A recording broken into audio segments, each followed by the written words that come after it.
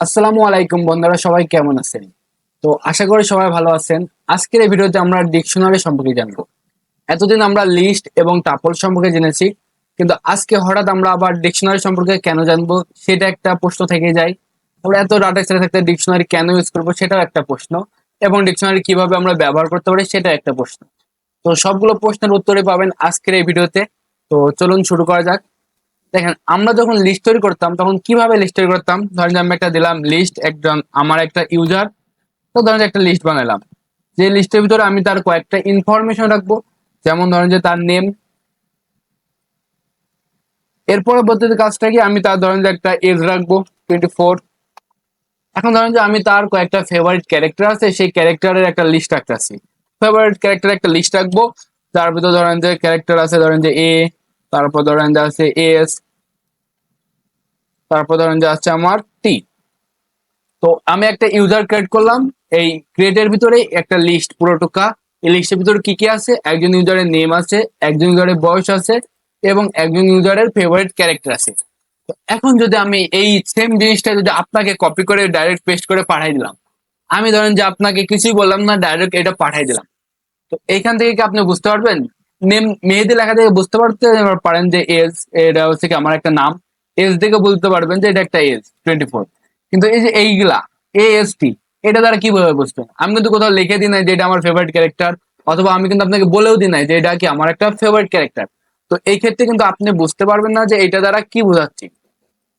কিন্তু যদি আমি এই সেম জিনিসটাকে যদি আমি এইভাবে প্রকাশ করতাম, ধরেন যে আমি সেম জিনিসটাকে আমি চাইতেছি প্রকাশ করতে যে আমার নেম থাকবে।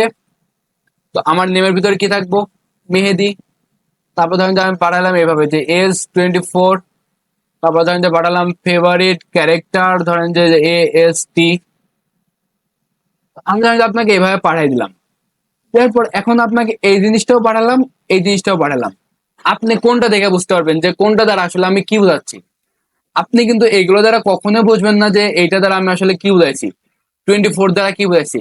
কিন্তু যদি সেম জিনিসটাকে আমি আপনাকে এইভাবে পাঠাইতাম যে নেম মেহেদি, এস 24, ফেভারিট ক্যারেক্টার এইটা, তাহলে কিন্তু আপনি খুব সহজেই বুঝতে পারতেন যে আমি এ এস টি দ্বারা আসলে কি বোঝাচ্ছি, যে ফেভারিট ক্যারেক্টার। তো এই কাজটাই করে আমাদেরকে ডিকশনারি।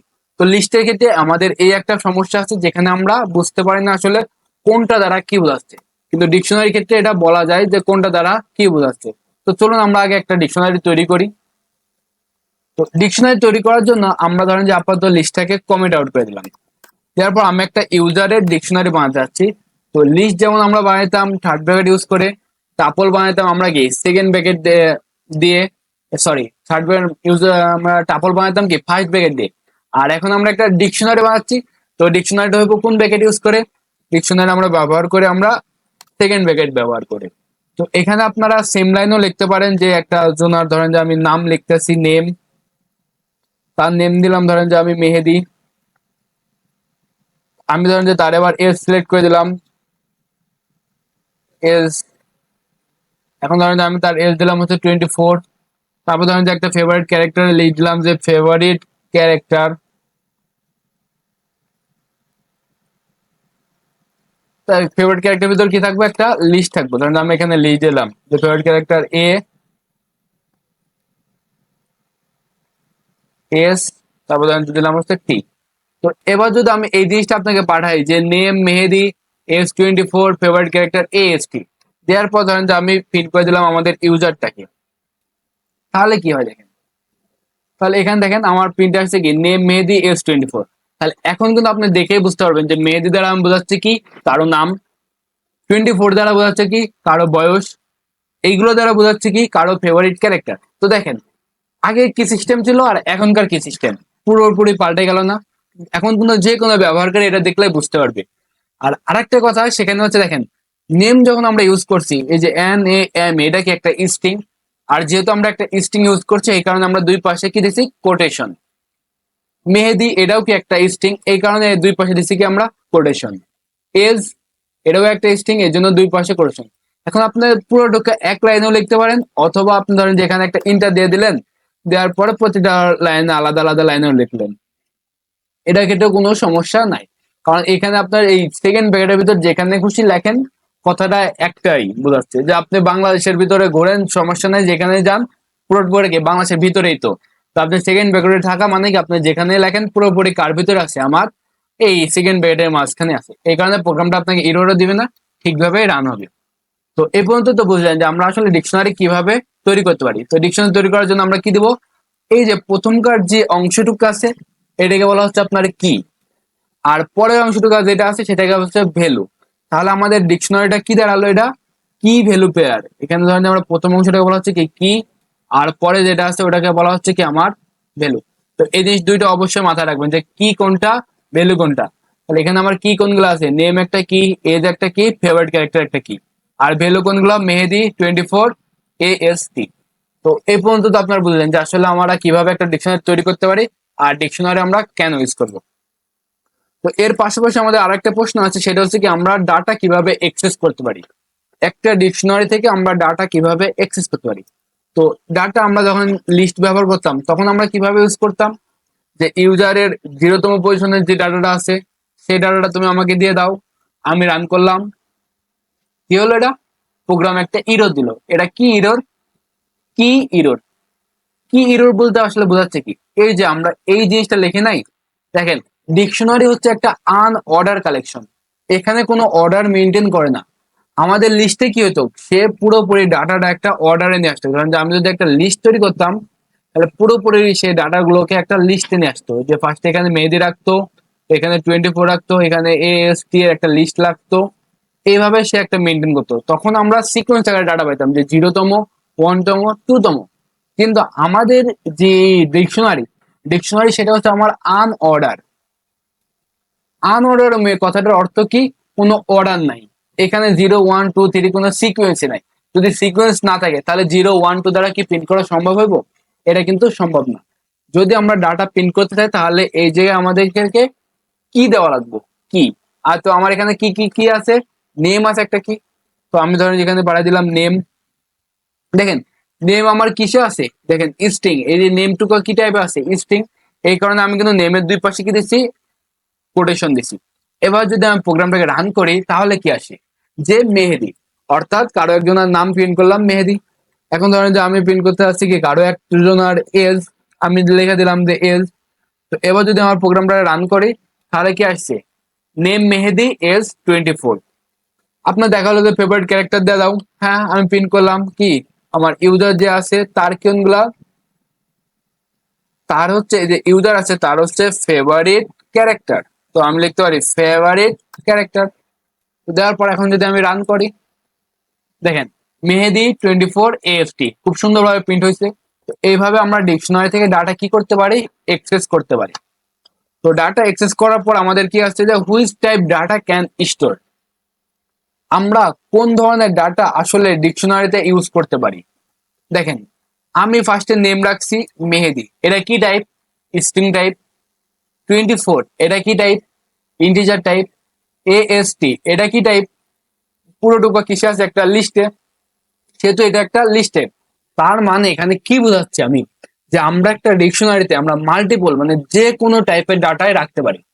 এখন আরেকটা প্রশ্ন হতে পারে যে এর আমরা কি গুলো ইউজ করছি, প্রত্যেকটা কি তো আমরা স্ট্রিং এ, স্ট্রিং এর বাইরে কি আমরা কোনো কি ইউজ করতে পারি, ধরেন যে আমি কোনো একটা ইন্টিজার টাইপের কি, হ্যাঁ এটার উত্তর ইয়েস আমরা পারি।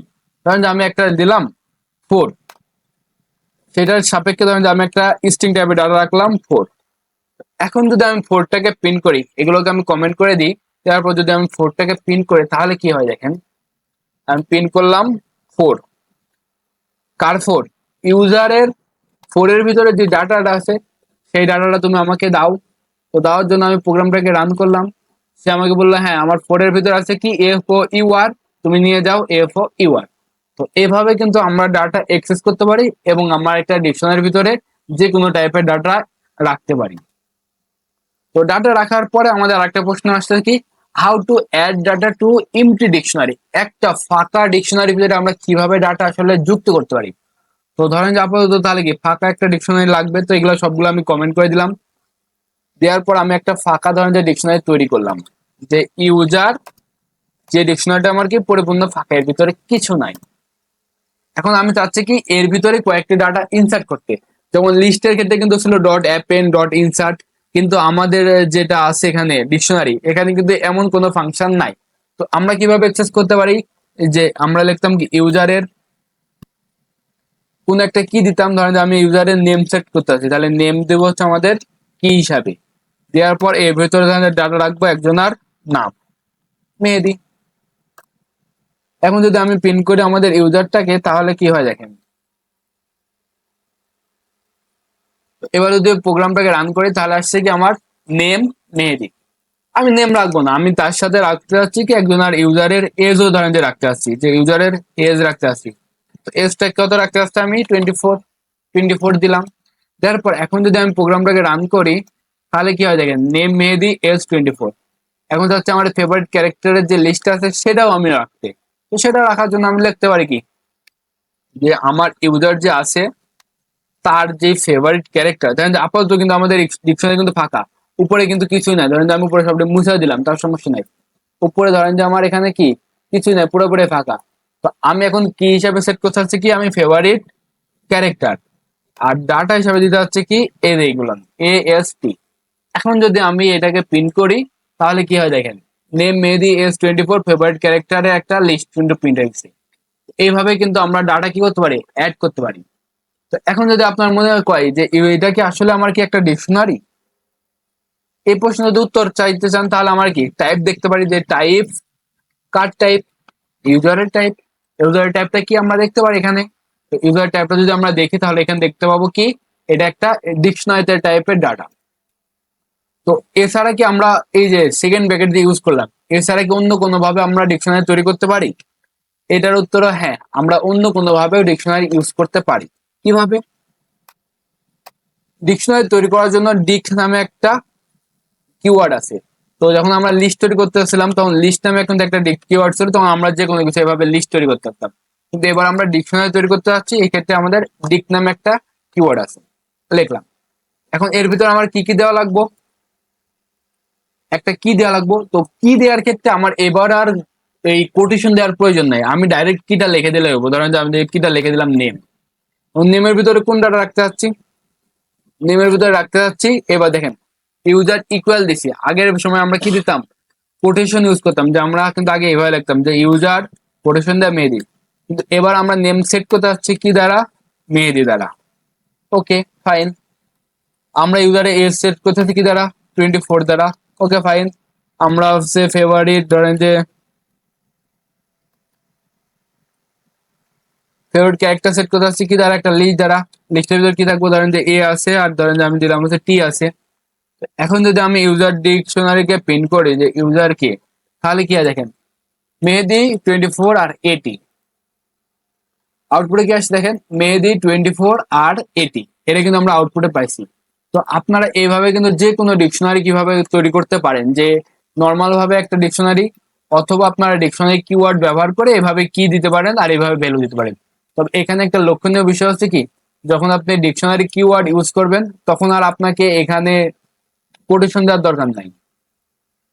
এবং পাশাপাশি এখানেও আপনার এই যে কোলন দিয়ে দিলাম, এই কোলনে কিন্তু দেওয়া নাই। যদি আপনি কোলন দেন তাহলে কিন্তু আমাদের প্রোগ্রামটা কি দিচ্ছে দেখেন, এরর দিচ্ছে। কারণ কি আমরা এখানে ডিকশনারি কিওয়ার্ড দ্বারা ওকে বুঝাই দিচ্ছি যে তুমি আমি ভিতরে একটা কি করতে চাচ্ছি, ডিকশনারি তৈরি করতে চাচ্ছি।